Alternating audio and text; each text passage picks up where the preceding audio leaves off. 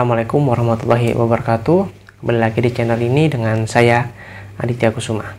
Oke, pada kesempatan kali ini saya ingin membahas tentang investasi emas ya. Jadi apakah investasi emas ini masih menguntungkan atau tidak? Plus juga ada sedikit pengalaman pribadi saya dalam berinvestasi emas ini ya. Oke, sebelum itu saya ingin bercerita bahwa emas ini merupakan salah satu alat yang digunakan sebagai indikator ya, mengukur kekayaan seseorang ya. Jadi dari sejak dulu kala ya, kaya atau tidaknya seseorang itu diukur dari seberapa banyak emas yang dia miliki. Dan emas juga dipakai sebagai alat tukar dan akhirnya dijadikan mata uang ya, dijadikan mata uang di zaman dulu ya, di negara-negara, di kerajaan-kerajaan. Nah, di mana dengan perkembangan zaman akhirnya emas itu yang dulunya koin berubah menjadi uang kertas ya.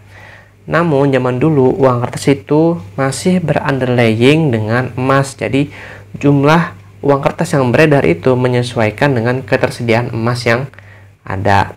Nah, lalu selanjutnya setelah Perang Dunia Kedua ya, dengan kondisi ekonomi dan segala macam gitu ya, akhirnya uang kertas tidak lagi berunderlying emas ya, jadi berunderlying dengan produksi dari minyak, makanya ada disebut dengan petrodolar ya. Jadi ini memang dipelopori oleh dolar Amerika Serikat yang tidak lagi underlying emas ya, dan sampai sekarang tentunya gitu, dan itu mempengaruhi hampir ke seluruh negara-negara yang ada di dunia ini.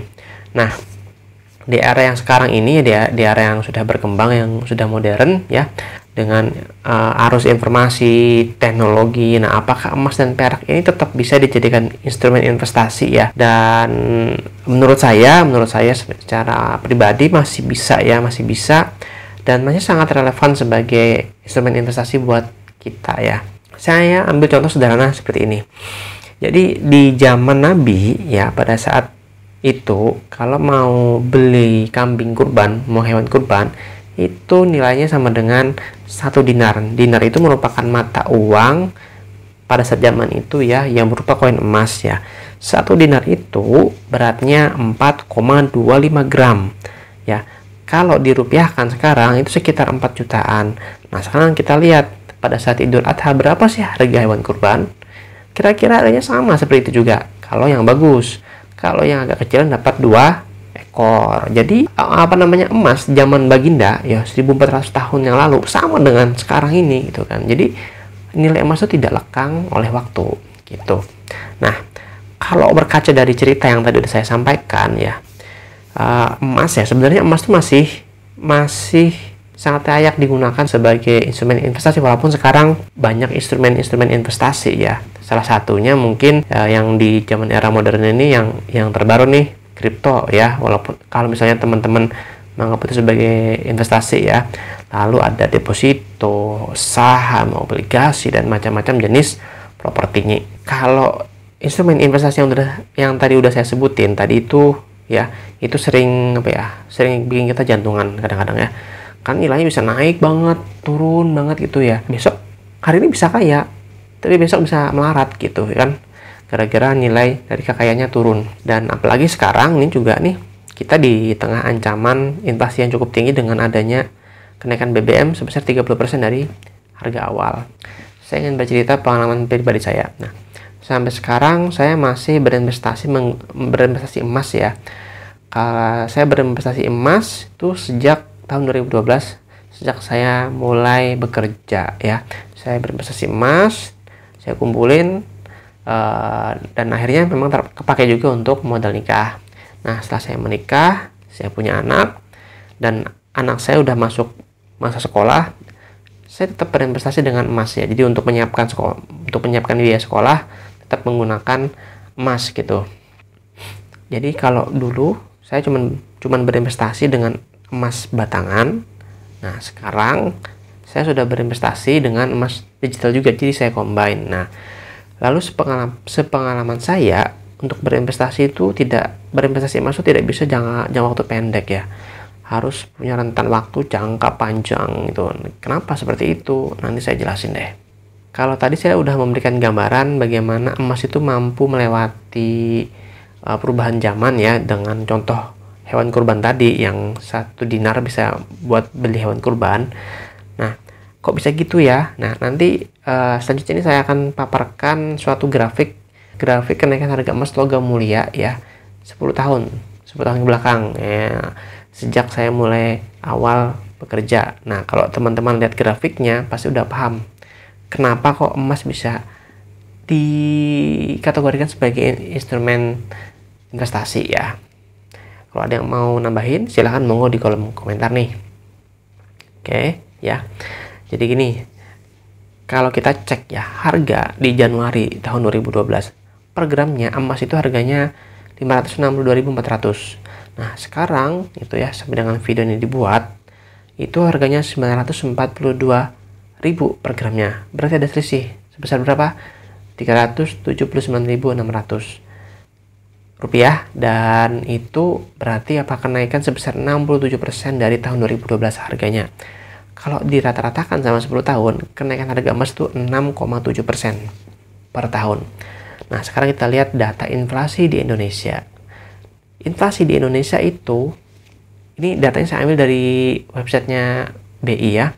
Jadi silakan cek aja data inflasi, cari aja itu. Ini udah saya olah ya, cuman saya olah kasar aja.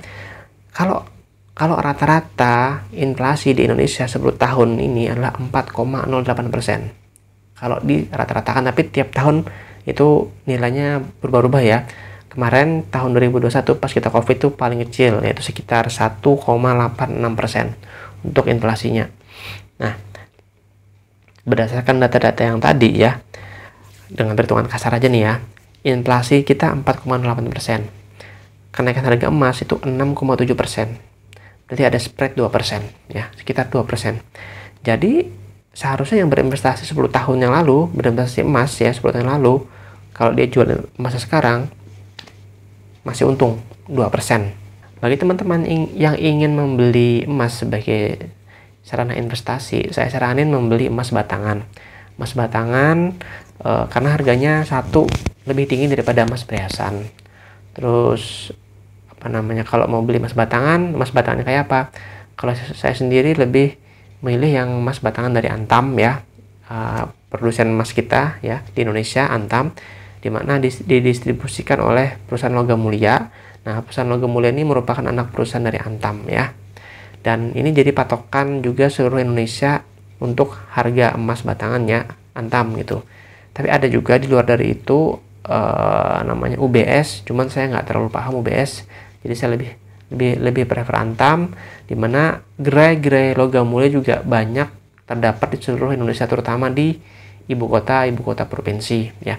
Dan juga kita bisa mengakses harga emas ya. Harga emas itu real time, tiap hari berubah, dan kita bisa tahu dengan mengakses websitenya logam mulia. Jadi pas kita mau beli, kita cek dulu harga emas saat itu ya.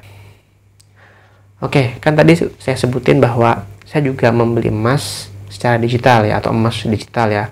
Jadi dulu saya buka tabungan emas di Pegadaian ya. Jadi saya rutin store untuk nabung emas. Terus lama-kelamaan Pegadaian berinovasi, akhirnya muncullah Pegadaian digital. Jadi saya bisa berinvestasi lewat HP saja gitu ya. Sebenarnya ada platform lain ya yang serupa dengan Pegadaian, seperti Peluang, Laku Emas gitu, dan ya ada beberapa, cuman karena saya udah dari awal pakai Pegadaian ya, saya akan bukan bermaksud ingin mempromosikan, enggak, cuman ini share pengalaman aja kan gitu. Untuk bagaimana Pegadaian digital ini udah saya bikin juga videonya, video singkat aja bagaimana kita kalau pengen nabung emas gitu ya, cara gampangnya, sederhananya, 1 menit aja videonya. Oke, investasi emas tapi budget minimalis. Coba saja menabung emas dengan Pegadaian digital. Pertama, install aplikasinya dulu. Lalu kalau kamu sudah punya akunnya, kita bisa langsung bertransaksi. Untuk menabung, pilih saja tabungan emas, lalu klik beli emas. Lalu kamu akan diminta rekening mana yang akan isi tabungannya. Saya sendiri memiliki 3 nomor rekening tabungan emas yang memang beda keperluannya. Setelah itu, isi nominal rupiah yang akan ditabung, lalu nanti akan otomatis dikonvert menjadi berapa gram emas sesuai dengan harga emas saat kamu bertransaksi. Kamu dapat memilih cara pembayarannya. Saya sendiri sering menggunakan m-banking dengan virtual account. Selain membeli emas di aplikasi ini, kita juga bisa menjual emas yang kita punya. Caranya mudah, sama seperti membeli emas tadi. Untuk harga beli dan harga jual, tiap harinya akan berubah, tergantung harga emas di pasaran. Lewat aplikasi ini juga, kita bisa menemukan cabang pegadaian terdekat kalau ada yang ingin ditanyakan. Semoga video ini bermanfaat ya. See you in the next video. Terima kasih. Oke, jadi gimana teman-teman? Apakah investasi emas itu mudah dan menguntungkan? Monggo silahkan komen di kolom komentar ya. Nah, selanjutnya apa saja sih plus minus investasi emas batangan ya, atau investasi emas fisik dibandingkan dengan emas digital? Oke, yang pertama untuk investasi emas secara fisik itu, emas batangan itu kita harus punya tempat ya, tempat yang aman, tidak mudah terekspos orang, jadi orang nggak berminat untuk mengambil ya. Lalu yang kedua, ada risiko kecacar atau hilang ya, karena kan emas batangan itu dia cuma ada sertifikat bahwa emas ini asli, bukan atas nama siapa, pemilik siapa, enggak. Jadi kalau misalnya kecacar ya wassalam gitu kan. Tapi kalau keuntungannya adalah emas batangan itu liquid banget, jadi gampang banget dicairkan, gampang banget diuangkan. Saya pernah menjual emas batangan di Geraknya Logam Mulia. Hari ini kita setor emasnya, besok udah cair, langsung ditransfer ke dalam rekening kita. Nah, selanjutnya adalah emas digital ya. Emas digital gini, emas digital itu tetap ada risiko yang menyertainya ya. Risikonya apa? Gini, karena itu sifatnya digital, kita harus menginstal di HP kita. Ada kemungkinan akun kita dicuri orang. Kalau akun kita dicuri orang, ya udah wassalam kan, dia bongkar segala macam, dijual emasnya, ya udah berarti kerugian buat kita. Lalu yang kedua adalah perusahaan yang menaungi platform aplikasi kita, kalau misalnya bangkrut, nah itu akan membahayakan dana nasabah ya kan. Apa jadinya kalau dana tersebut tidak dijaminkan? Nah, tapi untungnya apa? Kita bisa investasi emas dengan budget yang minimal ya. Cuma dengan budget minimal, berapapun ada dananya kita bisa investasi. Itu akan membantu banget ya buat kita yang ingin investasi, tapi ya ala kadarnya gitu. Tapi teman-teman harus ingat walaupun memang kita bisa menabung emas ya dengan budget minimal, tetap harus diperhatikan gini. Ada perbedaan harga emas logam mulia yang fisik dengan yang di emas digital ya. Perbedaannya terjadi karena apa? Gramifikasi. Karena kalau emas fisik itu semakin ringannya ya, beratnya yang dijual ya, semakin kecil beratnya, gramnya juga secara gramnya itu akan lebih mahal dijual. Beda kalau emas digital, sama semua. Nah itu. Oke, kesimpulannya apa ya buat teman-teman yang ingin berinvestasi emas? Saya rasa masih sangat relevan untuk berinvestasi emas ya. Karena apa? Tadi sudah data-data sudah saya sampaikan, kita masih ada spread 2% antara inflasi dengan kenaikan harga emas tadi ya. Terus emas ini juga fungsinya sebagai lindung nilai ya, seperti tadi yang udah saya ceritain tentang harga hewan kurban 1 dinar tadi ya. Sebelum teman-teman berinvestasi, ada baiknya teman-teman harus memahami risiko investasi tadi ya, investasi emas ya. Contohnya tadi masalah fisik, emas fisik ya. Kalau punya emas fisik ditaruh mana itu kan harus save tempatnya, jangan sampai gampang dicuri orang gitu. Lalu juga teman-teman harus paham juga tujuan dari berinvestasi itu apa ya. Lalu terus kalau harus memahami karakteristik dari investasi tersebut, karena kan emas itu jangka panjang. Apakah teman-teman bisa menahan hold dana teman-teman selama itu ya 10 tahun. Nah, itu harus dipertimbangkan juga gitu kan. Sebelum teman-teman membeli emas, cari informasi berapa harga emas ya. Sekarang kan udah gampang, ada HP, kita bisa ngecek lewat HP. Lalu jadi informasi lebih terbuka. Kenapa? Sedikit aja harga emas ya udah lumayan loh ya gitu. Dan juga kita bisa cek juga di mana gerai-gerai atau tempat-tempat orang jual emas batangan yang terdekat ya.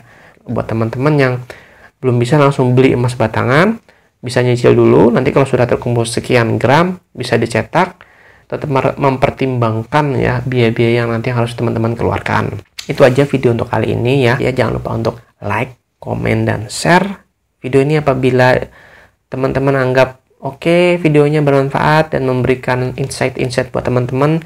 Dan jangan lupa untuk di subscribe juga. Oke, saya Aditya Kusuma undur diri dulu. Wassalamualaikum warahmatullahi wabarakatuh.